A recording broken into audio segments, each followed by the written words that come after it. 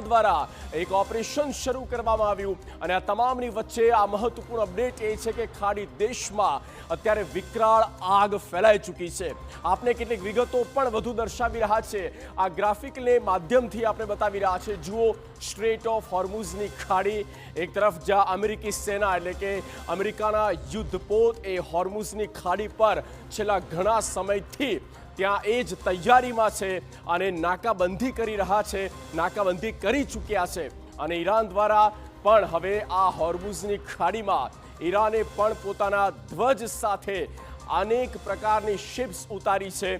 તો આ અત્યારે મહાસંગ્રામ જે છે તે સમુદ્રમાં કંઈ આ રીતે જોવા મળ્યો છે અને બંને દેશ આમને સામને આવી ગયા છે અને એકબીજાને આ રીતે પ્રહાર કરવાના મૂડમાં અત્યારે દેખાઈ રહ્યા છે। અમેરિકા સ્પષ્ટ કહે છે કે અમે હોર્મુઝ નહીં છોડીએ અને અમેરિકા હોર્મુઝ પર જે પ્રતિબંધ ઈરાન દ્વારા લગાવવામાં આવ્યો છે તેનાથી વિશેષ હવે અમેરિકા લગાવે છે અને મહાયુદ્ધના મંડાણ અને તેની વાત કરીએ તો સૌથી મોટી અપડેટ એ જ છે કે આ ફુજેરા અને આ ફુજેરા પોર્ટ જે પેટ્રોલિયમ પ્લાન્ટ છે, તેલનો જથ્થો છે, તેની પર ઈરાને કર્યો ડ્રોનથી હુમલો, એટલે કે ખાડી દેશ પણ હવે નિશાને અને દક્ષિણ કોરિયાના જહાજ પર હુમલો કરવામાં આવ્યો છે। સાઉથ કોરિયાના જહાજ પર હુમલો થયો જ્યાંથી તેલ ભરીને જહાજ જઈ રહ્યું હતું। હોર્મુઝમાં અમેરિકાનું ઓપરેશન ફ્રીડમ શરૂ થઈ ગયું છે। ઈરાને યુએઈ પર મિસાઇલથી હુમલો કર્યો છે અને ક્યાંક ભારતીય નાગરિક પણ હતાહત થયા છે।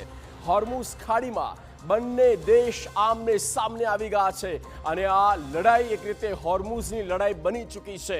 અમેરિકાએ ઈરાનની 2 નાની બોટ પણ ઉડાવી છે અને આ નુકસાન ઈરાને પણ થયું છે। અમેરિકી હુમલામાં 5 લોકોના મોત થઈ ગયા છે। અમેરિકાએ યુદ્ધની તૈયારીઓ તમામ સ્તરે, તમામ મોરચે તેજ કરી છે અને ત્રણેય સ્તરથી એ અમેરિકા ઈરાનને ઘેરવા માંગી રહ્યું છે અને તેની તૈયારી છેલ્લા ઘણા સમયથી આપણે જોઈ રહ્યા છીએ। કૂટનીતિક સ્તર પર જ્યાં કોઈ વાત નથી બનતી અને અંતે શરૂ થાય છે આ સૈન્ય નીતિ અપનાવવામાં આવે છે। આપણે